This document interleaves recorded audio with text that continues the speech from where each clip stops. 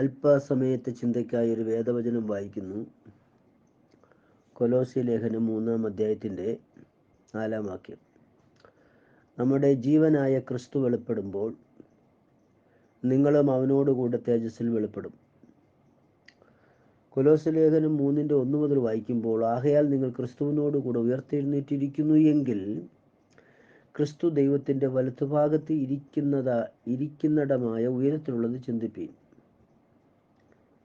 ഭൂമിയിലുള്ളതല്ല, ഉയരത്തിലുള്ളതിനെ തന്നെ ചിന്തിപ്പീൻ. നിങ്ങൾ മരിച്ച് നിങ്ങളുടെ ജീവൻ ക്രിസ്തുവിനോടുകൂടെ ദൈവത്തിൽ മറഞ്ഞിരിക്കുന്നു.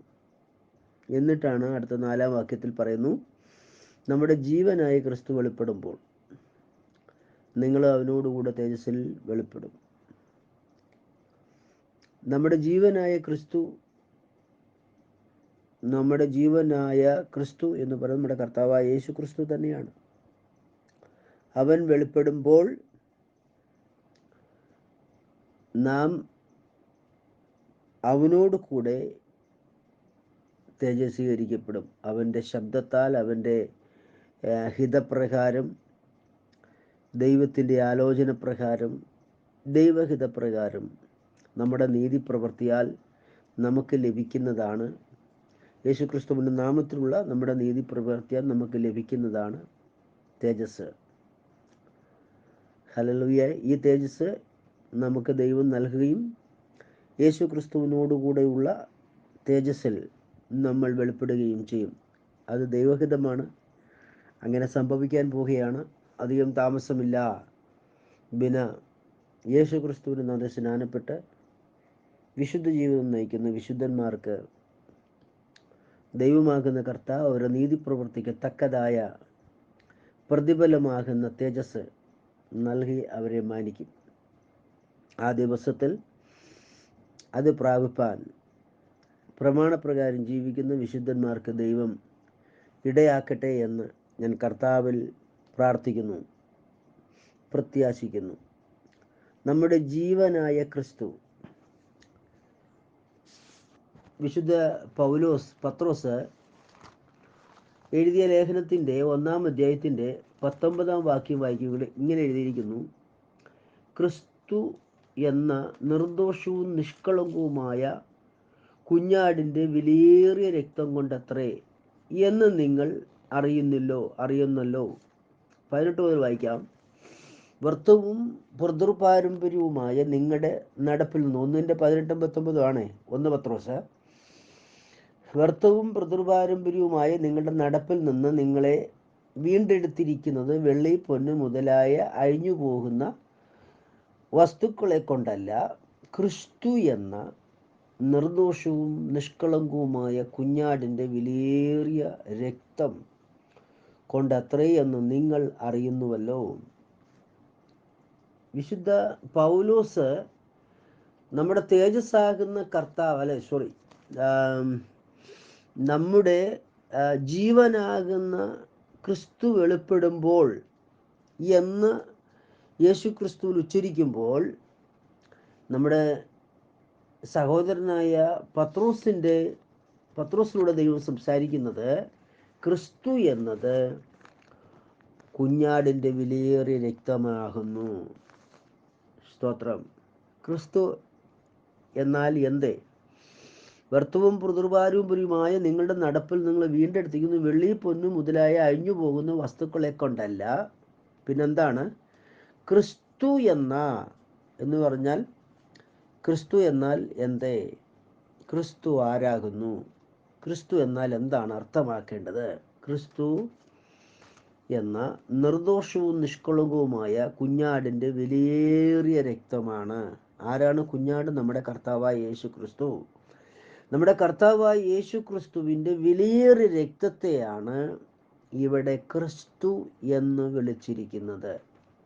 അപ്പം നമ്മുടെ ജീവനായ ക്രിസ്തു വെളിപ്പെടുമ്പോൾ എന്ന് പറയുമ്പോൾ, നമ്മുടെ ജീവൻ, യേശു ക്രിസ്തുവിൻ്റെ ജീവനുള്ളവരായ വിശുദ്ധന്മാരുടെ ദൈവം നൽകിയിരിക്കുന്നു. വീണ്ടും ജനനത്തിന് ദൈവം നൽകിയ ജീവൻ എന്ന് പറയുന്നത് എന്താകുന്നു?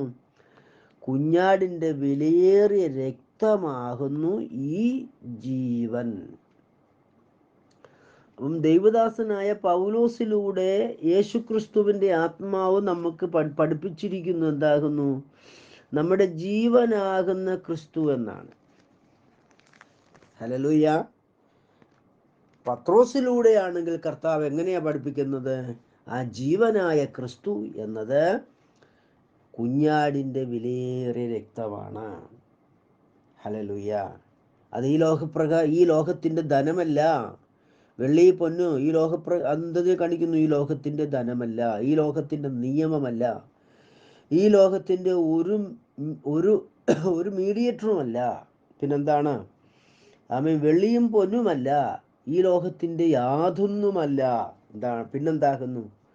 ആമേൻ. അത് കുഞ്ഞാടിൻ്റെ വിലയേറിയ രക്തമാണ്. ആ രക്തത്താലാണ് നിങ്ങളെ വീണ്ടെടുത്തിരിക്കുന്നത്. ആ കുഞ്ഞാടിൻ്റെ വിലയേറിയ രക്തമാണ് നമ്മുടെ പ്രാണൻ, നമ്മുടെ ജീവൻ, അഥവാ നമ്മുടെ പ്രാണൻ ആരാകുന്നു എന്നാണ് തിരുവെഴുത്ത് പറയുന്നത്.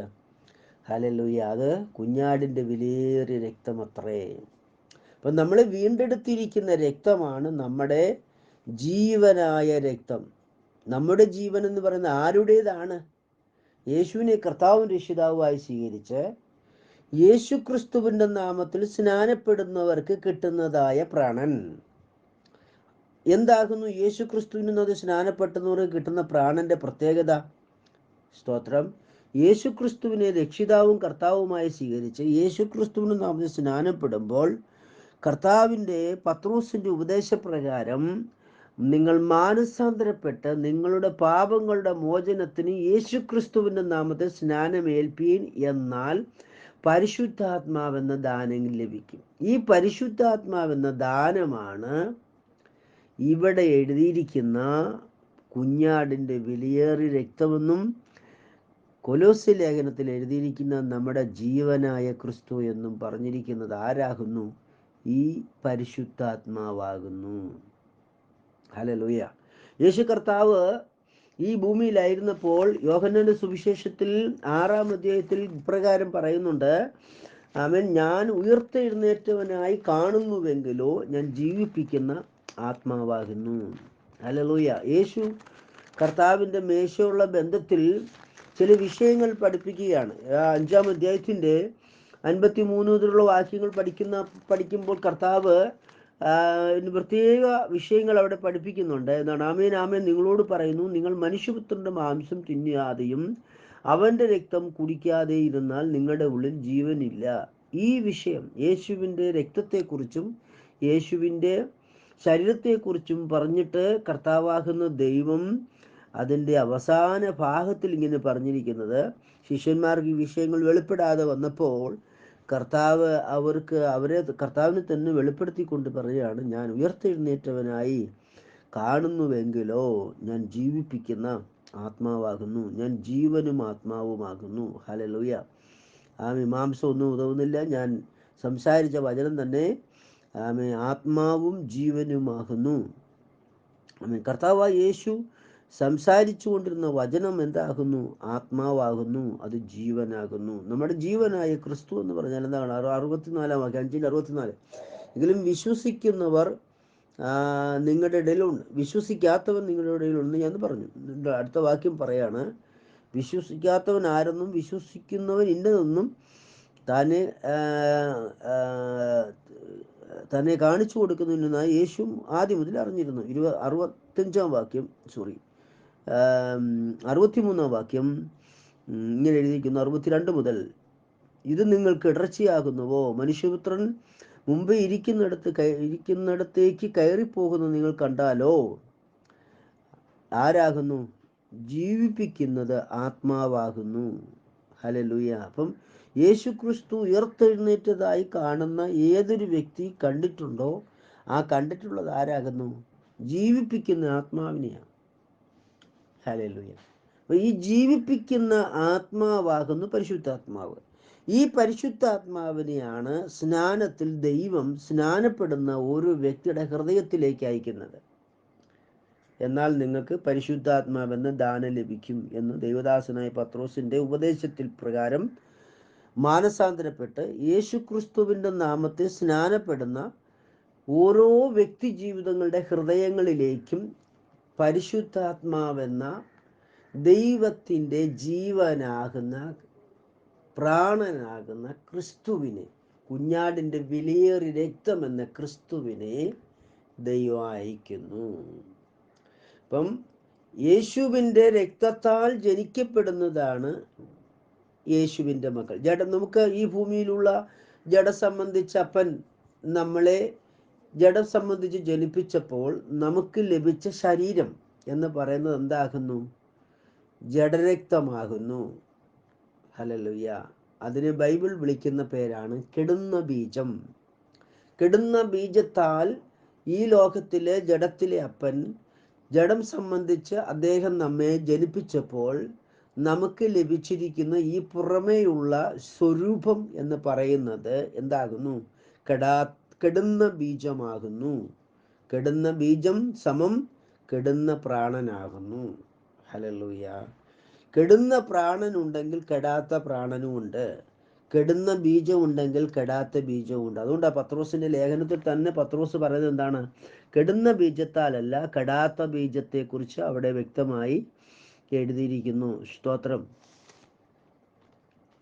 ഹല്ലേലൂയ.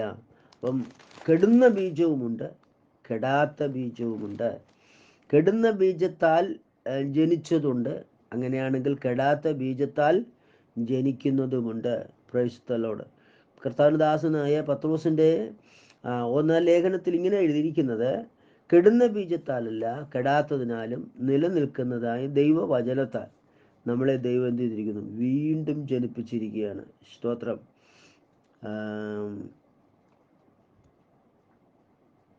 കർത്താവായ യേശു നമ്മെ വീണ്ടും ജനിപ്പിച്ചിരിക്കുന്ന കെടാത്ത ബീജത്താലാണ്. സ്തോത്രം. കെടാത്ത ബീജം സമം യേശുവിൻ്റെ പ്രാണൻ. യേശുവിൻ്റെ പ്രാണനാലാണ്, കുഞ്ഞാടിൻ്റെ പ്രാണനിൽ നിന്നാണ് ദൈവമാകുന്ന കർത്താവ് നമ്മളെ വീണ്ടും ജനിപ്പിച്ചിരിക്കുന്നത്. സ്തോത്രം. ആ വീണ്ടും ജനനത്തിൻ്റെ ഭാഗ്യം ദൈവത്തിൻ്റെ കൃപയാൽ നമുക്ക് ലഭിച്ചു. നമുക്ക് ലഭിച്ചത് എന്തുകൊണ്ടാണ്? കർത്താവ് നമ്മളിൽ പ്രസാദിച്ച, ദൈവം നമ്മൾ തിരഞ്ഞെടുത്തതാണ്. എല്ലാവരെയും ദൈവം തിരഞ്ഞെടുക്കണം എന്നൊന്നുമില്ല. കർത്താവ് മുന്നറിഞ്ഞവരെ തൻ്റെ പുത്രൻ അനേകം സഹോദരന്മാരിൽ ആദിജാതനാകേണ്ടതിന് മുന്നറിഞ്ഞവരെ വിളിച്ചവരെ നീതീകരിച്ചും നീതീകരിച്ചവരെ തേജസ്വീകരിച്ചും ഇരിക്കുന്നു എന്നാണ്. ഹല്ലേലൂയ.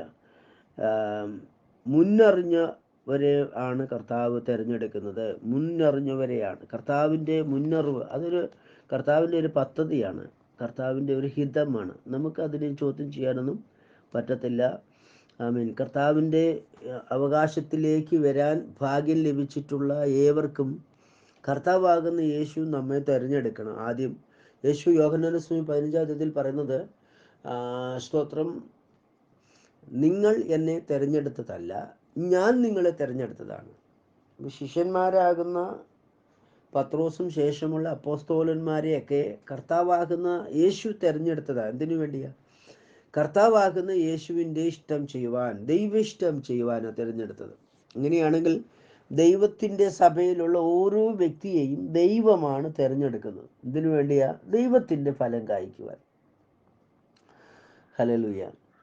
അതിൽ ആദ്യ ഫലം ക്രിസ്തു, പിന്നെ ക്രിസ്തുവിനുള്ളവർ. ഇങ്ങനെ ധാരാളം തലത്തിൽ ദൈവത്തിൻ്റെ മക്കളുണ്ട്. സ്തോത്രം. ഒന്നാമൻ ക്രിസ്തു, പിന്നെ ക്രിസ്തുവിനുള്ളവർ. ഇങ്ങനെ ഒത്തിരി ആൾക്കാരുണ്ട്. ആദിജാതന്മാരുടെ കൂട്ടത്തിൽ പേർ വിളിക്കപ്പെട്ടവരുടെ കൂട്ടത്തിലാണ് നമ്മൾ ഉള്ളതെങ്കിൽ, ഞാനോ നിങ്ങളോ ആദിജാതന്മാരുടെ കൂട്ടത്തിൽ പേർ വിളിക്കപ്പെട്ടവരാണെങ്കിൽ ആദിജാതന്മാരുള്ള അവകാശം ലഭിക്കും. ആദിജാതന്മാരുടെ അവകാശമാണ് യേശുക്രിസ്തുവിൻ്റെ അവകാശം. യേശുക്രിസ്തുവിൻ്റെ അവകാശം ആർക്കേ ഉള്ളൂ? ആദിജാതന്മാരുടെ കൂട്ടത്തിൽ പേർ വിളിക്കപ്പെട്ടവർക്ക് മാത്രമേ ഉള്ളൂ. ആ പേർ വിളിക്കപ്പെട്ടവരുടെ ഹൃദയം യേശുക്രിസ്തുവിൻ്റെ നാമത്തെക്കുറിച്ചുള്ള വെളിപ്പാട്, ആ ഹൃദയത്തിലേക്ക് ദൈവം യേശുക്രിസ്തുവിൻ്റെ നാമത്തെക്കുറിച്ചുള്ള വെളിപ്പാട് പകരും. ഹല്ലേലൂയ. അതായത് നമ്മുടെ ഹൃദയത്തിൻ്റെ ദൃഷ്ടിയെ ദൈവം പ്രകാശിപ്പിക്കും. ഇതാരുടെ ഹൃദയ ദൃഷ്ടിയെ ദൈവം പ്രകാശിപ്പിക്കുന്നത്? ഹല്ലേലൂയ. ആദിജാതന്മാരുടെ കൂട്ടത്തിൽ പേർ വിളിക്കപ്പെട്ടവരുടെ പേര്, അവരെയാണ് സ്തോത്രം. അവരെക്കുറിച്ചുള്ള ദൈവത്തിൻ്റെ അറിവ് എപ്പോഴാണ്? ലോകസ്ഥാപനത്തിനു മുമ്പേ കുഞ്ഞാടിൻ്റെ ജീവന്റെ പുസ്തകത്തിൽ പേരെഴുതപ്പെട്ടവരാണ്. അപ്പം ഈ ലോകം സ്ഥാപിക്കുന്നതിനു മുമ്പേ ദൈവത്തിൻ്റെ കുഞ്ഞാടിൻ്റെ ജീവപുസ്തകത്തിൽ പേരെഴുതപ്പെട്ടവർ. അപ്പം ഈ കർത്താവിൻ്റെ പദ്ധതിയൊക്കെ എന്ന് പറയുന്നത് മനുഷ്യൻ പാപം ചെയ്യുന്നതിന് മുമ്പേ ഉള്ളതാണ്. മനുഷ്യൻ പാപം ചെയ്യുന്നതിന് മുമ്പേ എന്ന് പറയുമ്പോൾ പാപം ആദ്യമായി ലോകത്തിൽ, അല്ലെങ്കിൽ ദൈവസൃഷ്ടിയുടെ ഇടയിൽ ആദ്യം പാപം ഉണ്ടായത് മനുഷ്യനൊന്നും സൃഷ്ടിക്കപ്പെട്ടിട്ടില്ല. മനുഷ്യനെ സൃഷ്ടിക്കപ്പെടുന്നതിന് മുമ്പേ പാപം ഉണ്ടായി. അതായത് പാപം എന്ന് പറഞ്ഞാൽ എന്താണ്? ദൈവകൽപ്പന നിരസിക്കുന്നതാണ് പാപം. ദൈവം കൽപ്പിക്കുന്നു, നീ അത് ചെയ്യുക എന്ന് പറഞ്ഞിരിക്കുന്ന കൽപ്പന ലംഘിക്കുന്നതും, നീ അത് ചെയ്യരുത് എന്ന് പറഞ്ഞിരിക്കുന്നത് ചെയ്യുന്നതുമാണ് പാപം. ദൈവം അരുത് എന്ന് പറഞ്ഞിരിക്കുന്ന കാര്യം ചെയ്യുന്നതും, ദൈവം ചെയ്യുക എന്ന് കൽപ്പിച്ചിരിക്കുന്ന കാര്യം ചെയ്യാതിരിക്കുന്നതുമാണ് പാപം. ഹല്ലേലൂയ. അങ്ങനെയെങ്കിൽ ഈ ദൈവം അരുതെന്ന് പറഞ്ഞിരിക്കുന്ന കാര്യവും ദൈവം ചെയ്യരുതെന്ന് ചെയ്യണമെന്ന് പറഞ്ഞിരിക്കുന്ന കാര്യവും ദൈവസൃഷ്ടിയിൽ ദൈവത്തിൻ്റെ ദൂതൻ, ഇന്ന് നമ്മൾ ലൂസിഫർ എന്നും ശുക്രനെന്നും ഇല്ലെങ്കിൽ മഹാസർപ്പം എന്നൊക്കെ വിളിക്കുന്ന അന്ധകാര ശക്തികൾ, അതിൻ്റെ പ്രധാനിയാകുന്ന സാത്താൻ ദൈവസന്നിധിയിൽ പാപം ചെയ്തു. അവൻ അരുതാത്തത്, ചെയ്യേണ്ടാത്തത് ചെയ്തു.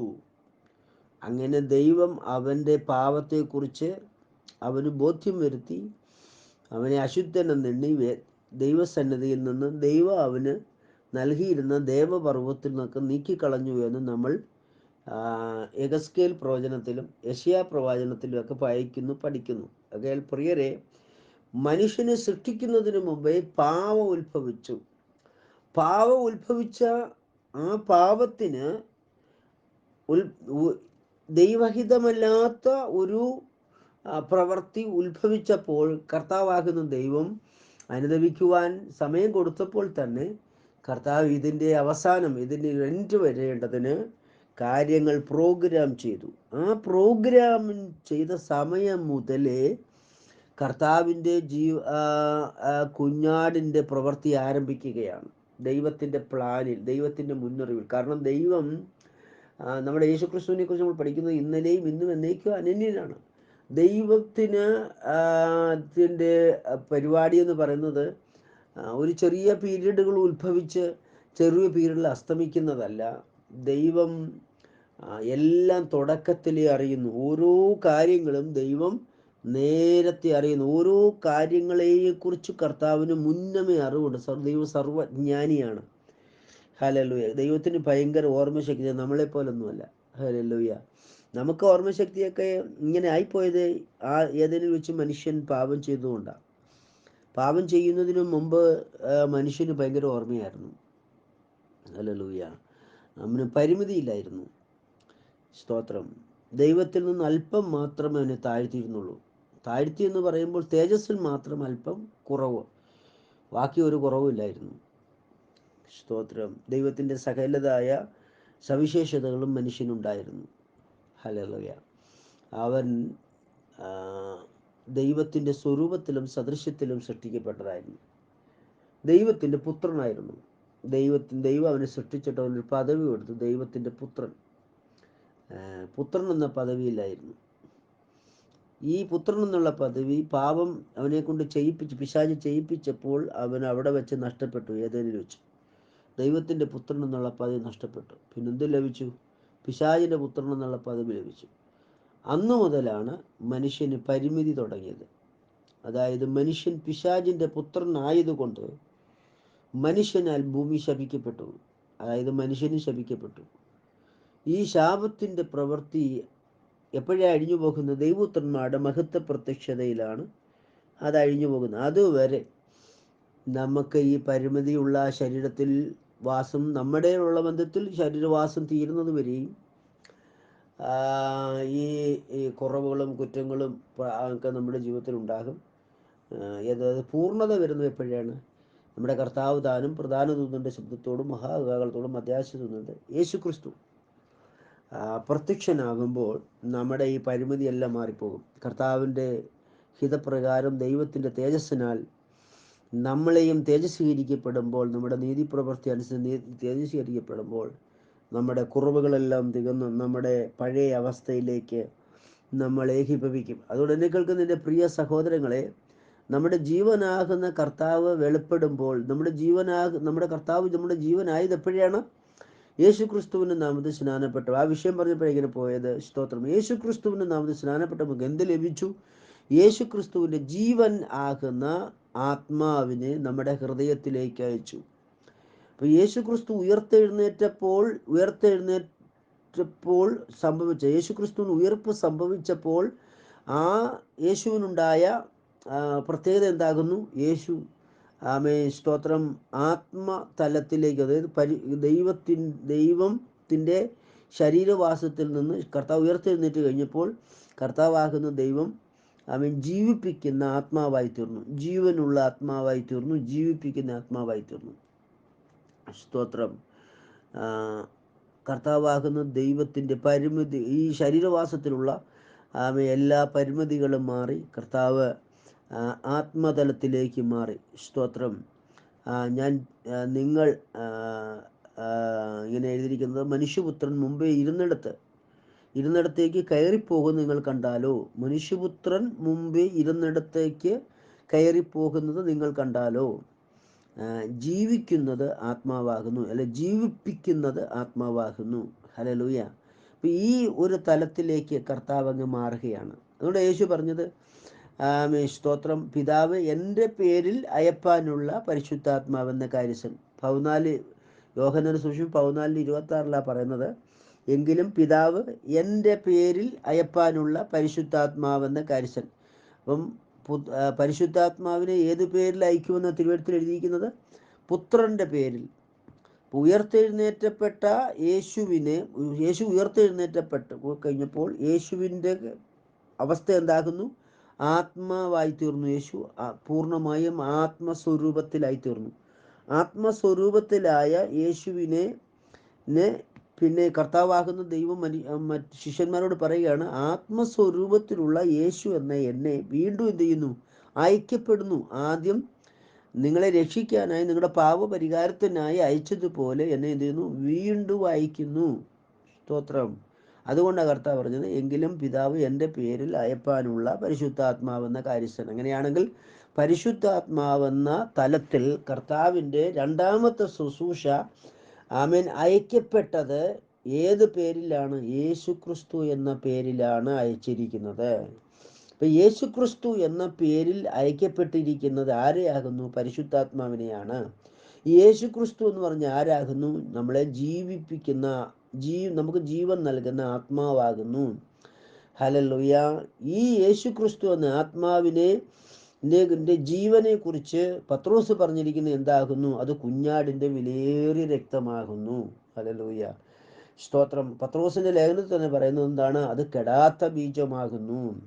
ഹല്ലേലൂയ. അപ്പം കെടാത്ത ബീജമായ കുഞ്ഞാടിൻ്റെ വിലയേറിയ രക്തത്താൽ നമ്മളെ വീണ്ടും ജനിപ്പിച്ചിരിക്കുന്നു. അങ്ങനെയാണെങ്കിൽ നമ്മളെ വീണ്ടും ജനിപ്പിച്ചത് ആരാ? എവിടെ? ഏത് ഭാഗമാണ് നമുക്ക് ആത്മാവ്, ജീവൻ, ശരീരം 3 ഘടകമുണ്ട്. ഈ ഘടകത്തിൽ ഏത് ഭാഗത്തെയാണ് കർത്താവ് വീണ്ടും ജനിപ്പിച്ചിരിക്കുന്നത്? ആ സമയത്ത് നമ്മുടെ ആത്മാവിനെ ആകുന്നു. അപ്പം നമ്മുടെ ആത്മാവിനെ ദൈവം വീണ്ടും ജനിപ്പിച്ചിരിക്കുന്നത് എന്തിനാലാണ്? കർത്താവിൻ്റെ പ്രാണനാലാണ്. അതുകൊണ്ടാണ് യോഹന്നാന്റെ സുവിശേഷം 10-ാം അധ്യായത്തിൽ ഇങ്ങനെ വായിക്കുന്നത്, എൻ്റെ പ്രാണനെ കൊടുപ്പാനും അത് വീണ്ടും പ്രാപിക്കുവാൻ എനിക്ക് അധികാരമുണ്ട്. കാൽവറി ക്രൂശിൽ വെച്ച് കർത്താവ് തൻ്റെ പ്രാണനെ നമുക്ക് തന്നു. എന്താണ് പ്രാണൻ? ക്രൂശിൻ്റെ വചനം. ഹല്ലേലൂയ. ക്രൂശിൻ്റെ വചനമാണ് കെടാത്ത ബീജം. കെടാത്ത ബീജം ആയ ക്രൂശിൻ്റെ വചനത്തെ കർത്താവാകുന്ന ദൈവം ക്രൂശിൽ വെച്ച് നമുക്ക് നൽകി. ആ ക്രൂശിൻ്റെ മുമ്പ് കർത്താവിൻ്റെ അന്ത്യ അത്താഴ സമയത്ത്, സ്തോത്രം, കർത്താവാകുന്ന ദൈവം ആ ക്രൂശിൻ്റെ വചനമാണ് അന്ത്യ സമയത്ത് കർത്താവിൻ്റെ രക്തം, സ്തോത്രം, കർത്താവ് തൻ്റെ ശിഷ്യന്മാരോട് പാനപാത്രം വാഴ്ത്തിയിട്ട് ഇങ്ങനെ പറഞ്ഞു, നിങ്ങൾ ഇതിൽ നിന്ന് വാങ്ങി കുടിപ്പീൻ, ഇത് രക്തത്തിൻ്റെ പുതിയ നിയമം. അപ്പം കർത്താവിൻ്റെ രക്തം ശിഷ്യന്മാരിലൂടെ തന്നിൽ വിശ്വസിക്കുന്ന വിശുദ്ധന്മാർക്കെല്ലാം കർത്താവ് നൽകിയ ആ രക്തം എന്ന് പറയുന്നത് എന്താകുന്നു? കെടാത്ത ബീജമാകുന്നു.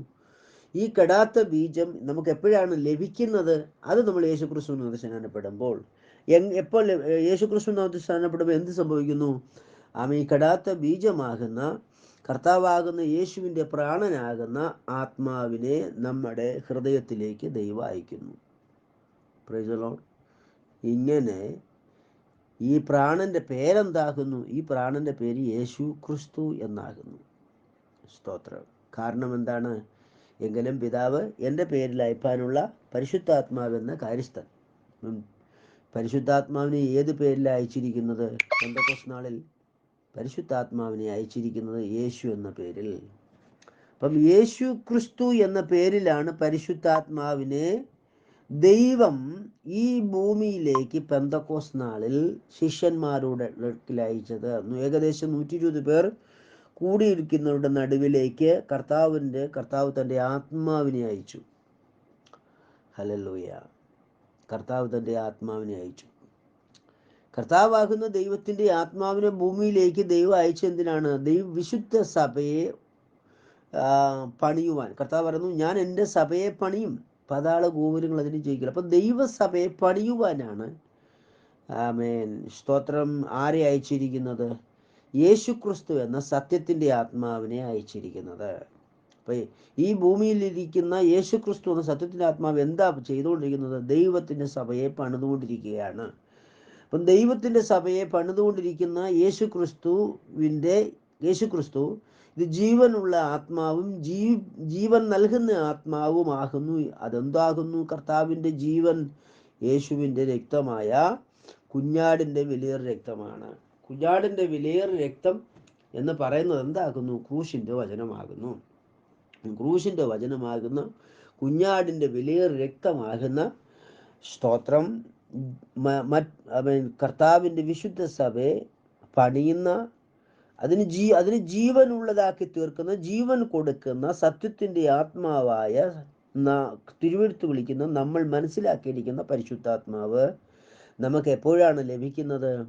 പത്രോസിൻ്റെ ഉപദേശം നമ്മൾ അനുസരിക്കുമ്പോൾ. നിങ്ങൾ മാനസാന്തരപ്പെട്ട് നിങ്ങളുടെ പാപങ്ങളുടെ മോചനത്തിനായി യേശുക്രിസ്തുവിൻ്റെ നാമത്തിൽ സ്നാനമേൽപ്പീൻ, എന്നാൽ പരിശുദ്ധാത്മാവെന്ന ദാനം നിങ്ങൾക്ക് ലഭിക്കും. ഈ പരിശുദ്ധാത്മാവിൻ്റെ ദാനം നമുക്ക് ലഭിച്ചപ്പോൾ എന്ത് സംഭവിച്ചു? നമ്മുടെ ആത്മാവിൽ പ്രാണൻ വന്നു. നമ്മുടെ ആത്മാവ് വീണ്ടും ജനിച്ചു. കഴിഞ്ഞ ആഴ്ചയിലുള്ള ക്ലിപ്പുകളിൽ നമ്മൾ ചിന്തിച്ചതാണ്, ഈ വീണ്ടും ജനനം എന്ന് പറഞ്ഞാൽ എന്താകുന്നു? നമ്മുടെ ആത്മാവ് ഒരിക്കൽ മരിച്ചുപോയി. എവിടെ വെച്ച്? ഏദേനിൽ. ആദ്യ മനുഷ്യൻ പാപം ചെയ്തപ്പോൾ നമ്മുടെ എല്ലാവരുടെയും ആത്മാവ് അവിടെ മരിച്ചുപോയി. അവിടെ മരിച്ചുപോയ ആത്മാവിൻ്റെ പ്രത്യേകത എന്താണ്? അവന് ലഭിച്ച പദവിയാണ് പ്രധാനം. എന്താണ് പദവി? പുത്രൻ. അപ്പോൾ പുത്രൻ, ദൈവത്തിൻ്റെ പുത്രൻ എന്നാണ് മരിച്ചത്? ഏദേനിൽ ആദം എന്ന ആദ്യ മനുഷ്യൻ പാപം ചെയ്തപ്പോഴാണ് ദൈവത്തിൻ്റെ പുത്രൻ മരിച്ചത്. ആ പുത്രന് എന്ന് പറയുന്ന കർത്താവ് കൊടുത്ത പദവി നമ്മൾ അതിന് പല ക്ലിപ്പുകൾക്ക് മുമ്പേ നമ്മൾ ചിന്തിച്ചു. എന്താണ് പുത്രൻ? ദൈവവചനം ഈ ഭൂമിയിൽ ദൈവത്തിൻ്റെ മഹത്വം വെളിപ്പെടുത്തേണ്ടതിന്, അതായത് പാപത്തിന് അറുതി വരുത്തേണ്ടതിന്, പിശാചിൻ്റെ പ്രവൃത്തികൾ അഴിക്കേണ്ടതിന് ദൈവവചനം ഒരു പദവി സ്വീകരിച്ചു. ആ പദവിയുടെ പേരാണ് പുത്രൻ. അങ്ങനെയെങ്കിൽ ഈ പദവി സ്വീകരിച്ച വചനം ആരാകുന്നു? ജീവിപ്പിക്കുന്ന ആത്മാവാകുന്നു. ആ ആത്മാവിൻ്റെ പേരെന്താകുന്നു? യേശു ക്രിസ്തുവാകുന്നു. എൻ്റെ പ്രിയപ്പെട്ട സഹോദരങ്ങളെ, ഈ പ്രാണനെ ദൈവം നമുക്ക് യേശുക്രിസ്തു മുഖാന്തരം തന്നിരിക്കുന്ന എന്തിനാകുന്നു? നമുക്ക് ജീവൻ ഉണ്ടാകേണ്ടതിനും സമൃദ്ധിയായി ജീവൻ ഉണ്ടാകേണ്ടത്ര. അപ്പോൾ ഈ പെന്തക്കോസ്ത് നാളിൽ പത്രോസ് മുഖാന്തരം യേശുക്രിസ്തുവിൻ്റെ നാമത്തിൽ നമ്മൾ സ്നാനപ്പെട്ടപ്പോൾ നമ്മൾ ജീവൻ ഉണ്ടായി. ഇനി സമൃദ്ധിയായി ഈ ആത്മാവിൽ നിന്ന് ജീവൻ ഉണ്ടാകുന്ന എപ്പോഴാണ്? നമ്മൾ അടുത്ത കൽപ്പന അനുസരിക്കണം. എന്നാണ് കർത്താവിൻ്റെ ഹിതപ്രകാരം അടുത്ത കൽപ്പന, നമ്മൾ പരിശുദ്ധാത്മാവിൻ്റെ അഭിഷേകം പ്രാപിക്കണം, അത് ശക്തി പ്രാപിക്കണം. അപ്പോൾ ശക്തി പ്രാപിക്കുമ്പോൾ എന്തുണ്ടാകും? അപ്പോസ്തലന്മാർ അന്യഭാഷ പറഞ്ഞതുപോലെ നമ്മൾ അന്യഭാഷ പറയാൻ തുടങ്ങും. ഹല്ലേലൂയ. ഏകദേശം 120 പേര് ഇരുന്ന സഭയിലേക്ക് പരിശുദ്ധാത്മാവിനെ ദൈവം അല്ലെങ്കിൽ ദൈവശക്തി അയച്ചു. കർത്താവ് പറഞ്ഞ വാഗ്ദത്ത പ്രകാരം ദൈവശക്തി അയച്ചു. സ്തോത്രം. ആ ദൈവശക്തി അയച്ചപ്പോൾ ദൈവം അവിടെ ഇരുന്ന എല്ലാവരുടെ മേലും പകർന്നു. അവരെല്ലാവരും പരിശുദ്ധാത്മാവ് നിറഞ്ഞവരായി. ഇവരെല്ലാവരും അന്യഭാഷയിൽ ആരാധിച്ചു. അങ്ങനെ കർത്താവിനെ ഉച്ചത്തിൽ ആരാധിച്ചപ്പോൾ, അതായത് ദൈവശക്തി വരുമ്പോൾ നമ്മൾ ഭയങ്കര ശബ്ദത്തിൽ ദൈവത്തെ ആരാധിക്കും. അത് നമ്മുടെ കുഴപ്പം കൊണ്ടല്ല, അത് ദൈവത്തിൻ്റെ പ്രവൃത്തി. അങ്ങനെ ദൈവം നമുക്ക് അയക്കുന്നത് ശക്തിയാണ്. ആ ശക്തി വരുമ്പോൾ നമുക്ക് നിയന്ത്രിക്കാൻ കഴിയാത്ത ഒരവസ്ഥ ഉണ്ടാകും. ദൈവം അയക്കുന്നത് ശക്തിയാണ്. ശക്തി എന്ന് പറഞ്ഞാൽ അതിനെ നമുക്ക് തീയായിട്ട് അനുഭവിക്കാം, ഇലക്ട്രിക് അനുഭവം ഉണ്ടാകാം, അങ്ങനെയുള്ള കാര്യം ഉണ്ടാകാം. എന്തായാലും എൻ്റെ അനുഭവം പറഞ്ഞാൽ അതിഭയങ്കരമായ തീയാണ്. സ്തോത്രം. വലിയ പ്രകാശമാണ്. സ്തോത്രം. ആമേൻ. ഇത് നമ്മളിലേക്ക് കർത്താവിനാൽ അയക്കപ്പെട്ട് നമ്മൾ കർത്താവ് നമ്മളിലേക്ക് ഇത് പകർന്നു കഴിയുമ്പോൾ നമ്മുടെ ഹൃദയം നിറഞ്ഞ് കവിയുന്നത് നമ്മുടെ പിതാവിനോട് സംസാരിപ്പാനുള്ള ഭാഷ നമുക്ക് വരും. അതാണ് അന്യഭാഷ. 1 കൊരിന്ത്യർ 14:2 പറഞ്ഞു, അന്യഭാഷയിൽ സംസാരിക്കുന്ന മനുഷ്യനോടല്ല ദൈവത്തോട് സംസാരിക്കുന്നു, ആത്മാവിൽ മർമ്മങ്ങളെ സംസാരിക്കുന്നു, ആരും തിരിച്ചറിയുന്നില്ലല്ലോ. ഈ പെന്തക്കോസ്ത് നാളിൽ പൗലോസ് ഉണ്ടായിരുന്നില്ല. ശൗലെന്ന് വിളിക്കുന്ന പൗലോസ് ഉണ്ടായിരുന്നില്ല. പൗലോസിന് അതിനുശേഷം വീണ്ടും ഒരു 7 വർഷത്തിന് ശേഷമാണ്, പെന്തക്കോസ്ത് നാളൊക്കെ കഴിഞ്ഞു. 7 വർഷത്തിലാണ്, ഏകദേശം 7 വർഷമൊക്കെ കഴിഞ്ഞിട്ടാണ് സ്തേഫാനോസിൻ്റെ മരണം ഉണ്ടാകുന്നത്. ആ പീരീഡും കഴിഞ്ഞതിന് ശേഷം ആണ് കർത്താവ് ശൗലിൽ നിന്ന് പൗലോസിനെ അനന്യാസ് മുഖാന്തരം അപ്പോസ്തല പ്രവൃത്തി 2-ാം അധ്യായത്തിൽ തിരഞ്ഞെടുക്കുന്നത്. അപ്പോസ്തല പ്രവൃത്തി 9-ാം അധ്യായത്തിൽ 2-9 തിരഞ്ഞെടുക്കുന്നത്. അതിനുശേഷമാണ് പൗലോസ് സ്തോത്രം യേശുക്രിസ്തുവിന് നാമത്തിൽ സ്നാനപ്പെട്ടതും പരിശുദ്ധാത്മാഭിഷേകം പ്രാപിച്ചതും അന്യഭാഷയിൽ കർത്താവിനെ സ്തുതിച്ചതും ഒക്കെ. സ്തോത്രം. അപ്പം പെന്തക്കോസ്ത് നാളിൽ മാത്രം ഉണ്ടായിരുന്നതല്ല ഇത്. പെന്തക്കോസ്ത് നാളിന് ശേഷവും വിശ്വസിച്ച ദൈവമക്കൾക്ക് എല്ലാവർക്കും പൗലോസ് പറയുന്നു, നിങ്ങൾക്ക് പരിശുദ്ധാത്മാവിനെ ലഭിച്ചിരിക്കുന്നത് എങ്ങനെയാണ്? ഞങ്ങളിൽ നിന്ന് കേട്ട വചനം നിങ്ങൾ വിശ്വസിച്ചത് കൊണ്ടാണ്. പരിശുദ്ധാത്മാവിന് ശക്തി ആർക്കാ ലഭിക്കുന്നത്? വചനത്തിലുള്ള വിശ്വാസത്താലാണ് ശക്തി ലഭിക്കുന്നത്, അന്യഭാഷ ലഭിക്കുന്നത്, കൃപാവരങ്ങൾ എല്ലാം വിശ്വാസത്തിൽ നിന്ന് പ്രാപിക്കുന്നത്. വിശ്വാസം കൂടാതെ നമുക്ക് ദൈവത്തിനെ പ്രസാദിപ്പിക്കാൻ കഴിയില്ല, ദൈവത്തിൽ നിന്നൊന്നും പ്രാപിക്കാനും കഴിയില്ല. ആമേൻ. പരിശുദ്ധാത്മാവിൻ്റെ നിറവ്, അത് ഒരു പ്രാവശ്യം നമ്മൾക്ക് കർത്താവിൻ്റെ ശക്തി അയച്ചു, നമ്മൾ അന്യഭാഷയിൽ ദൈവത്തെ ആരാധിച്ചു, അതോടെ അവസാനിച്ചു? അല്ല. തുടർമാനമായിട്ടും വീണ്ടും വീണ്ടും ഈ ശക്തിയെ പുതുക്കിക്കൊണ്ടേയിരിക്കുക. നമ്മുടെ ജീവിതത്തിൻ്റെ ക്രിസ്തുയേശുവിലുള്ള ജീവിത എൻഡ് വരെ. അതുകൊണ്ടാണ് കർത്താവ് പറഞ്ഞത്, ഞാൻ എന്തിനാണ് വന്നിരിക്കുന്നത്? ജീവൻ ഉണ്ടാകേണ്ടതിനും സമൃദ്ധിയായ ജീവൻ ഉണ്ടാകേണ്ടതിനും മാത്രം. അപ്പോൾ കർത്താവായ യേശു ഈ ഭൂമിയിൽ കർത്താവിൻ്റെ ശുശ്രൂഷ ചെയ്തത്, സ്തോത്രം, കർത്താവിൽ വിശ്വസിക്കുന്ന, അല്ലെ യേശു ക്രിസ്തുവിനാൽ തിരഞ്ഞെടുത്ത തൻ്റെ പുത്രന്മാർക്ക് കർത്താവ് എന്താണത് കർത്താവ് ഉദ്ദേശിക്കുന്നത്? നമുക്ക് ജീവൻ തരാണ്. കുഞ്ഞാടിൻ്റെ വിലയേറിയ രക്തമെന്ന ജീവനെന്ന ജീവിപ്പിക്കുന്ന ആത്മാവിനെ തരികയാണ്. സ്തോത്രം. പിന്നെന്താണ് വേണ്ടത്? പിന്നെന്താ ചെയ്യുന്നു? പിന്നെയും വീണ്ടും വീണ്ടും ഈ ജീവനെ വർദ്ധിപ്പിച്ച് സകലത്തിലും ക്രിസ്തു എന്ന തലയോളം, ഹല്ലേലൂയ, നമ്മളെ വളർത്തുമാറാക്കേണ്ടതിനാണ്, നമ്മളെ സമൃദ്ധിയുള്ളവരാക്കേണ്ടതിനാണ്. നമ്മുടെ പുത്രത്വത്തിൻ്റെ ധനം ഈ ഭൂമിയിൽ വെച്ച് നമ്മൾ പ്രാപിച്ച് നമ്മുടെ തലയാകുന്ന ക്രിസ്തുവോളം നമ്മളെ വളർച്ചയിൽ പൂർണ്ണരാക്കേണ്ടതിനാണ് കർത്താവാകുന്ന ദൈവം ഈ ഭൂമിയിൽ മനുഷ്യനായി തീർന്നത്. ഹല്ലേലൂയ.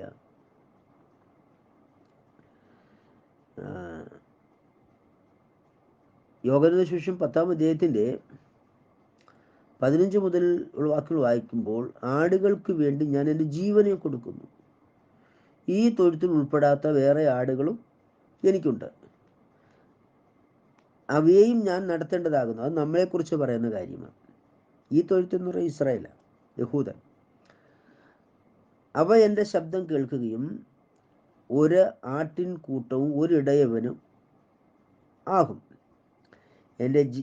എൻ്റെ ജീവനെ വീണ്ടും പ്രാപിക്കേണ്ടതിന് ഞാൻ അതിനെ കൊടുക്കുന്നു. ഈ വീണ്ടും പ്രാപിക്കുന്നതാണ് നമ്മുടെ റാപ്ചർ.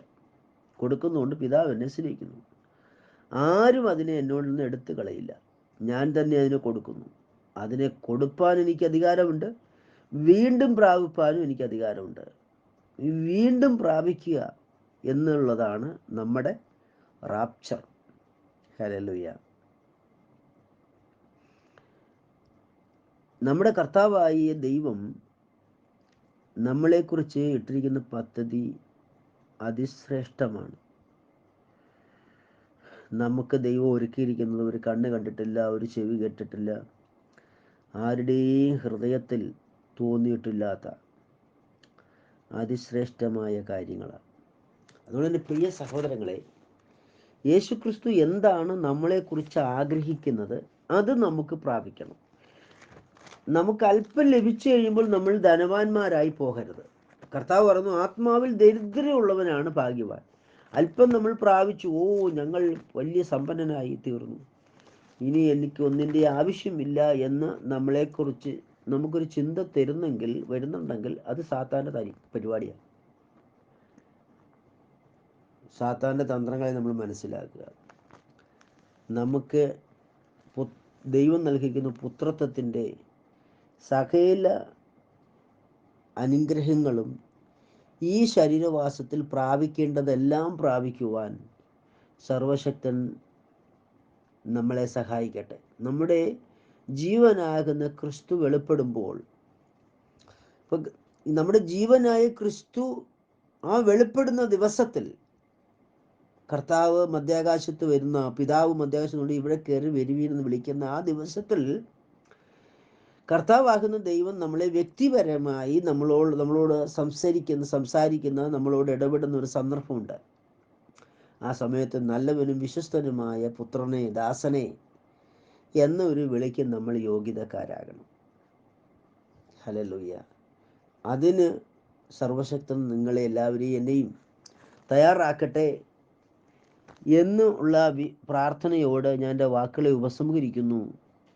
ആമേൻ. നമ്മുടെ ജീവനായ ക്രിസ്തു വെളിപ്പെടുമ്പോൾ നിങ്ങളും അവനോടുകൂടെ തേജസ്സിൽ, കർത്താവാകുന്ന യേശുവിനോടുകൂടെ തേജസ്സിൽ, ആ തേജസ്സേറിയ അനുഭവം പ്രാപിപ്പാൻ കർത്താവാകുന്ന ദൈവം നിങ്ങളെ സഹായിക്കട്ടെ. ഞങ്ങളെ ഓർത്ത് പ്രാർത്ഥിപ്പിക്കുന്നു.